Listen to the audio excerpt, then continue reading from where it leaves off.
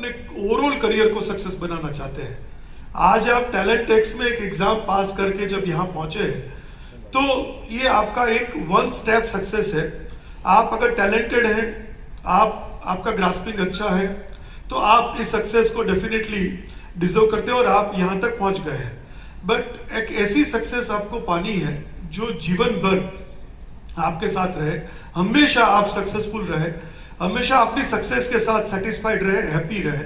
और इसके लिए आपको सही करियर पाथ को चुनना है और आपको ये देखना है कि ये सही करियर पाथ आप कब चुनते हैं, what is the right time.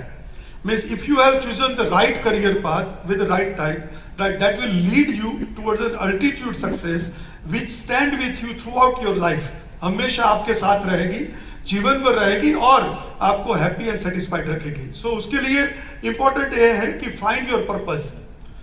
Every child sitting here is a gifted child, and every child getting a birth on this beautiful earth is a gifted one by Mother Nature. But उन्होंने हमसे वो hide किया है कि वो किस क्षेत्र में गिफ्टेड है। मीन्स हमारा पर्पस क्या है, हम किस काम के लिए डिजाइन है, राइट, ये हमें बताया नहीं गया है। So it is our duty of parents and mentors, teachers to identify that in which area my child is gifted. और ये आइडेंटिफाई करना और सही समय पे आइडेंटिफाई करना, कौन सा सही समय होगा वो भी मैं आपको इसमें बताऊंगा, और कैसे आइडेंटिफाई करना है वो भी इस स्लाइड के माध्यम से हम आपके साथ शेयर करेंगे। So find your purpose, get future ready. अपने आप को पहचानो कि आप किस काम के लिए बने हैं। इसके लिए एक छोटा सा वीडियो है जो हम यहाँ 2 मिनट का है, प्ले करेंगे और आपके साथ उसी विषय में चर्चा करेंगे।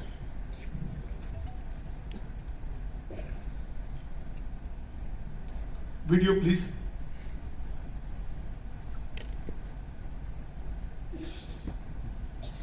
और स्वर्ग में पहुंच गई। जब वहां उसे अपने पूर्वजों की आवाज आ गई, वो उससे पूछते हैं कि तुम कौन हो।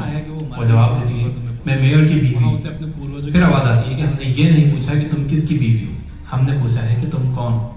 वो कहती है, मैं 4 बच्चों की माँ हूं। फिर आवाज आती है, हमने ये नहीं पूछा कि तुम किसकी माँ हो, हमने ये पूछा है कि तुम कौन हो। उस औरत ने जवाब दिया कि मैं स्कूल टीचर हूँ। फिर से आवाज आई, हमने ये नहीं पूछा कि तुम क्या काम करती हो, हमने पूछा है कि तुम कौन हो। इस तरह उस औरत ने कई जवाब दिए। उसने उसका नाम बताया, धर्म बताया, कई बातें बताई, लेकिन वो ये नहीं बता पाई कि वो कौन है। फाइनली उसने कहा कि मैं वो हूँ जो हर दिन अपने परिवार का ख्याल रखने के लिए उठती हूँ, मैं वो हूँ जो बच्चों को पढ़ाकर उनका अच्छा माइंडसेट बनाती हूँ। उस औरत का यह जवाब एक्सेप्ट कर लिया गया और वो कोमा से बाहर आ गई। कुछ दिनों बाद वो ठीक हो गई। इस पूरे इंसिडेंट ने उस औरत को उसकी जिंदगी का पर्पस समझा दिया। इसके बाद वो अपनी फैमिली की ओर ज्यादा केयर करने लगी और बच्चों को और ज्यादा अच्छे से पढ़ाने लगी। उस औरत को उसका इकिगाई मिल गया था। उसके बाद उस गांव के हर इंसान ने अपना इकिगाई पता करना एक बहुत इंपॉर्टेंट चीज मान ली। ये इंसिडेंट जापान के ओकिनावा आइलैंड पर हुआ था। वहां पर आज भी हर कोई अपने इकिगाई को ढूंढ कर ही अपनी लाइफ जीता है। आज भी वहां के लोग दुनिया के बाकी लोगों से ज्यादा हेल्दी और खुश होते हैं। वो बीमार भी बहुत कम पड़ते हैं और वहां के लोगों की लाइफ भी दुनिया के बाकी लोगों से लंबी होती है। उस गांव की कई चीजें बाकी दुनिया के मुकाबले काफी अच्छी है। एक्सपर्ट्स के अनुसार इसका रीजन ये है कि वहां के लोग अपना इकिगाई ढूंढकर उसके मुताबिक ही अपनी लाइफ स्पेंड करते हैं। इकिगाई एक जापानीज शब्द है जिसका मतलब होता है रीजन फॉर बीइंग, यानी कि जिंदा रहने का कारण, जिंदगी का पर्पस, आपका दुनिया में आने का रीजन। जापानीज मानते हैं कि हर इंसान का कम से कम एक इकिगाई होता ही है, जो उन्हें खुद को समझने के बाद ही मिल पाता है। इकिगाई मिलना बहुत मुश्किल होता है, लोगों की पूरी जिंदगी निकल जाती है इसे ढूंढने में। आपका भी एक इकिगाई है और मैं आपको बताने वाला हूं कि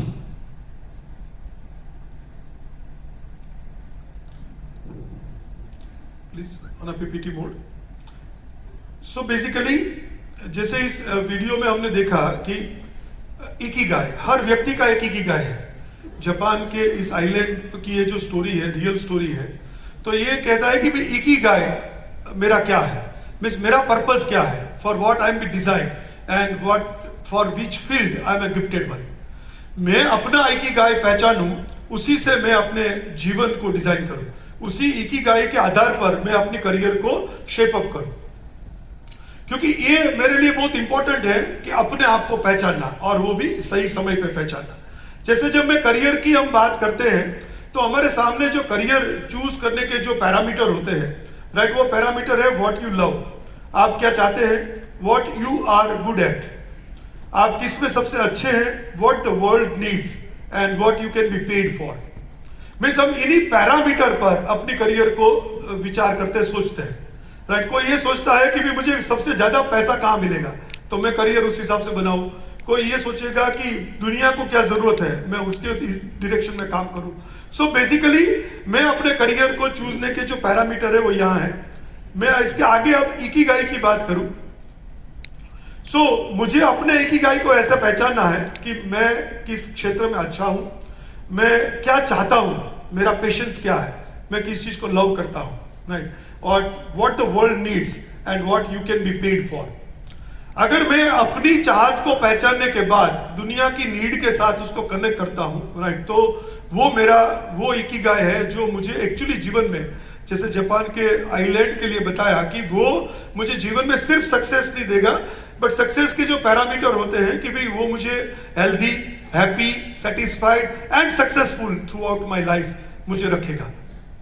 सो बेसिकली इकिगाई जानने का सही समय क्या है, जैसे अभी चौधरी सर ने भी बताया था कि भी आप 9th 10th 11th क्लास में हो सकते हैं या आप 6th 7th 8th क्लास में हो सकते हैं।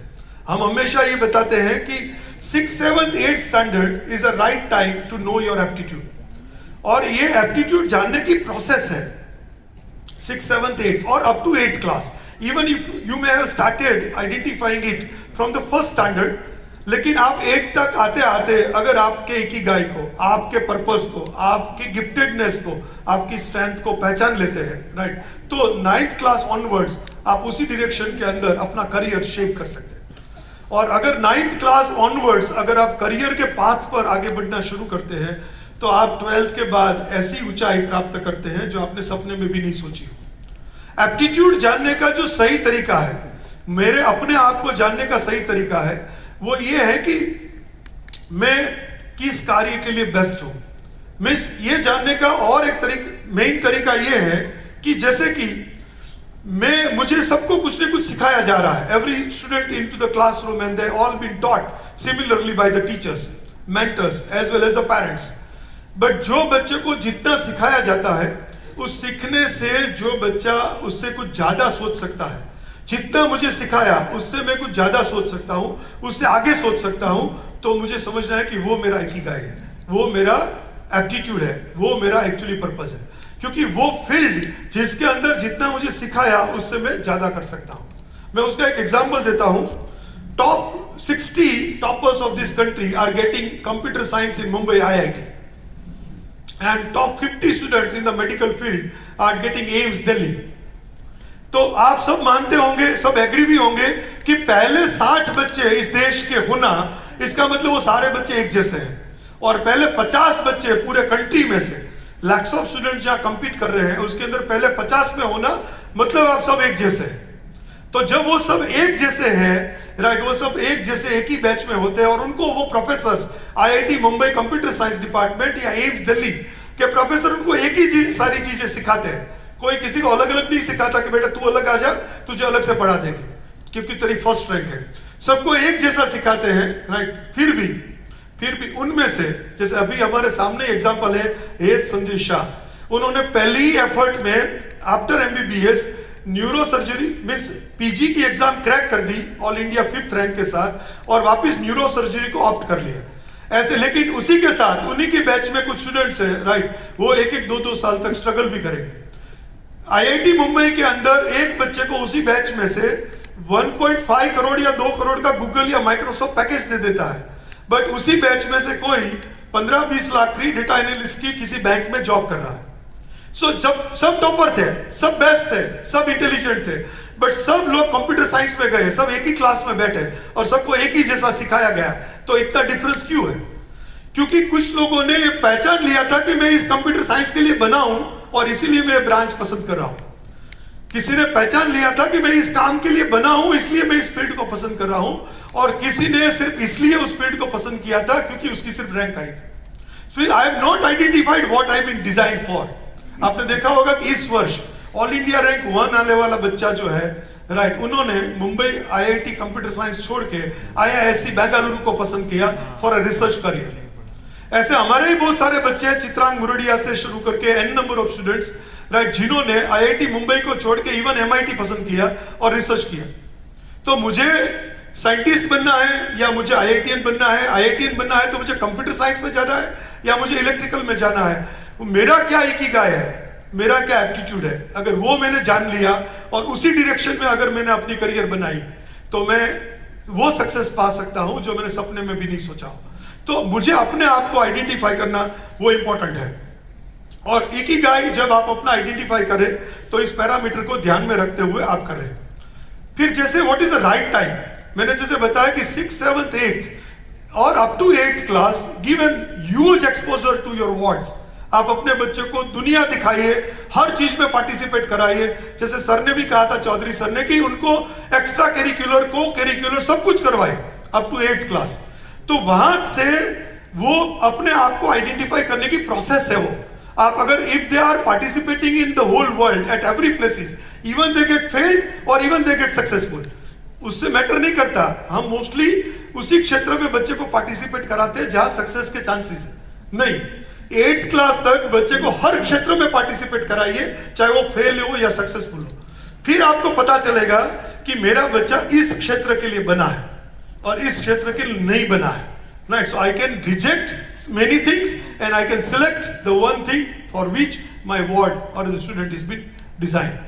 तो मुझे इस कार्य के लिए अपने आप को पहचानना है और किस समय पे पहचानना है। तो जैसे मैंने बताया 9th स्टैंडर्ड, ये मैं नहीं कह रहा हूं, कुछ डेटा है। जैसे आप देखिए 2millionminute.com, ये एक वेबसाइट है। 2 मिलियन मिनट्स की एक डॉक्यूमेंट्री फिल्म है, उसके आधार पर और भी डॉक्यूमेंट्री फिल्म बनी है।